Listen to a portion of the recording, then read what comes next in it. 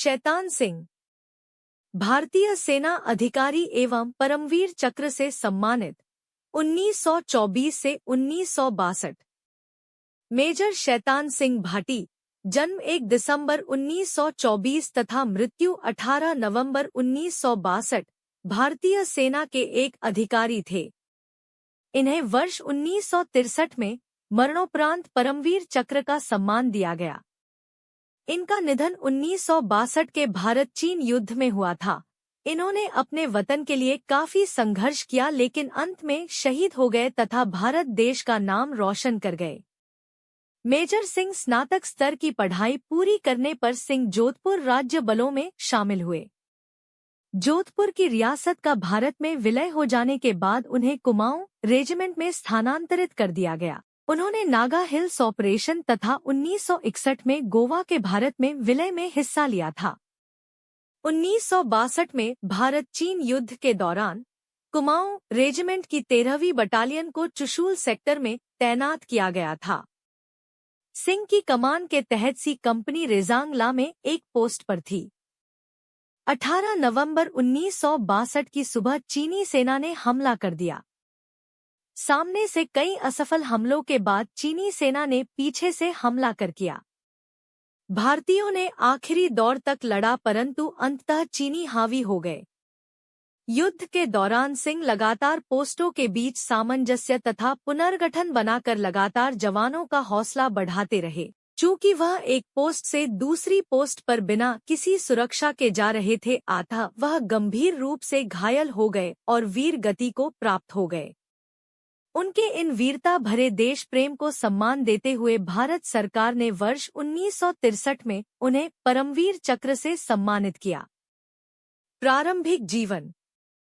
शैतान सिंह भाटी का जन्म 1 दिसंबर 1924 को राजस्थान के फलोदी जिले के बंसार गांव के एक राजपूत परिवार में हुआ था। उनके पिता लेफ्टिनेंट कर्नल हेम सिंह थे जिन्होंने प्रथम विश्व युद्ध के दौरान फ्रांस में भारतीय सेना के साथ सेवा की और ब्रिटिश सरकार द्वारा order of the British Empire (OBE) से सम्मानित किए गए थे। एल सिंह ने जोधपुर के राजपूत हाई स्कूल में अपनी मैट्रिक तक की पढ़ाई की। स्कूल में वह एक फुटबॉल खिलाड़ी के रूप में अपने कौशल के लिए जाने जाते थे। 1943 में स्कूल की पढ़ाई पूरी करने के बाद सिंह जसवंत कॉलेज गए और उन्होंने 1947 में स्नातक किया। 1 अगस्त 1949 को वह एक अधिकारी के रूप में जोधपुर राज्य बलों में शामिल हो गए। सैन्य जीवन। जोधपुर की रियासत का भारत में विलय हो जाने के बाद उन्हें कुमाऊं रेजिमेंट में स्थानांतरित कर दिया गया। उन्होंने नागा हिल्स ऑपरेशन तथा 1961 में गोवा के भारत में विलय में हिस्सा लिया था। उन्हें 11 जून 1962 को उन्हें मेजर पद के लिए पदोन्नत किया गया था। भारत चीन युद्ध। हिमालय क्षेत्र में विवादित सीमाओं पर लंबे समय से भारत और चीन के बीच असहमति थी। विवादित क्षेत्र में बढ़ते चीनी घुसपैठ का सामना करने के लिए भारत के प्रधानमंत्री जवाहरलाल नेहरू ने उनसे निपटने के लिए रणनीतियों के बारे में पूछा। हालांकि भारतीय सेना द्वारा प्रस्तुत प्रस्ताव को खारिज कर दिया गया था। इसके बजाय उन्होंने फॉरवर्ड पॉलिसी नामक एक नौकरशाह द्वारा प्रस्तावित एक योजना को मंजूरी दी जिसमें चीनी सीमा के क्षेत्र में कई छोटी छोटी पोस्टों की स्थापना के लिए कहा गया था। चीनी घुसपैठ के खिलाफ सार्वजनिक आलोचना में गंभीर वृद्धि के कारण नेहरू ने सेना की सलाह के खिलाफ फॉरवर्ड पॉलिसी को लागू कर दिया। चीन को भौगोलिक लाभ प्राप्त था और यह सेना के लिए चिंता का विषय था। अतिरिक्त चीनी हमले के समय कई छोटी छोटी पोस्टों को बनाए रखना असंगत था। उनका मानना था कि चीनी फौज हमला नहीं करेगी लेकिन चीनी फौज ने हमला कर दिया। रेजांगला का युद्ध के दौरान कुमाऊं रेजिमेंट की 13वीं बटालियन को चुशूल सेक्टर में तैनात किया गया था। समुद्र तल से 5000 मीटर 16,000 फीट की ऊंचाई पर सिंह की कमान में सी कंपनी रेजांगला में एक स्थान पर थी और इस क्षेत्र को 5 प्लाटून पोस्टों द्वारा बचाव किया जा रहा था।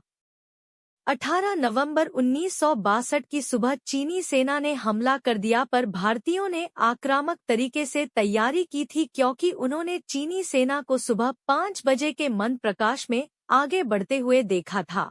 जैसे ही भारतीयों ने दुश्मन को पहचाना, उन पर light machine gun, rifles, mortar और ग्रेनेड से हमला कर दिया और कई चीनी सैनिक मार गिराए।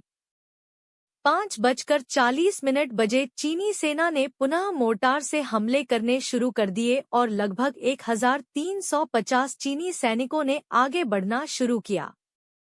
चीनी सेना द्वारा सामने से किए गए हमले असफल होने के बाद लगभग 400 चीनी सैनिकों ने पीछे से हमला किया। साथ ही 8वीं प्लाटून पर मशीन गन और मोर्टार से पोस्ट के तार बाढ़ के पीछे से हमला किया गया और 7वीं प्लाटून पर 120 चीनी सैनिकों ने पीछे से हमला किया।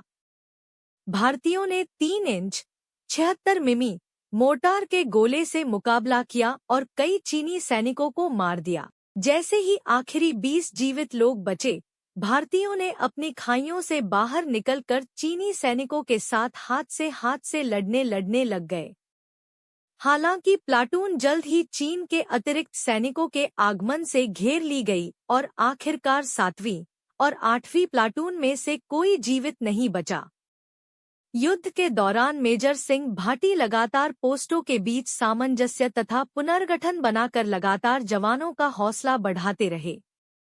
चूंकि वह एक पोस्ट से दूसरी पोस्ट पर बिना किसी सुरक्षा के जा रहे थे, अतः वह गंभीर रूप से घायल हो गए और वीर गति को प्राप्त हो गए। इस युद्ध में भारत के 123 में से 109 सैनिक शहीद हुए थे। वीर गति को प्राप्त होने के बाद इनके पार्थिव शरीर को जोधपुर लाया गया था और सैन्य सम्मान के साथ अंतिम संस्कार किया गया। सम्मान। मेजर शैतान सिंह भाटी के वीरता भरे देश प्रेम को सम्मान देते हुए भारत सरकार ने वर्ष 1963 में उन्हें मरणोपरांत परमवीर चक्र से सम्मानित किया, जो 18 नवंबर 1962 से प्रभावी हुआ।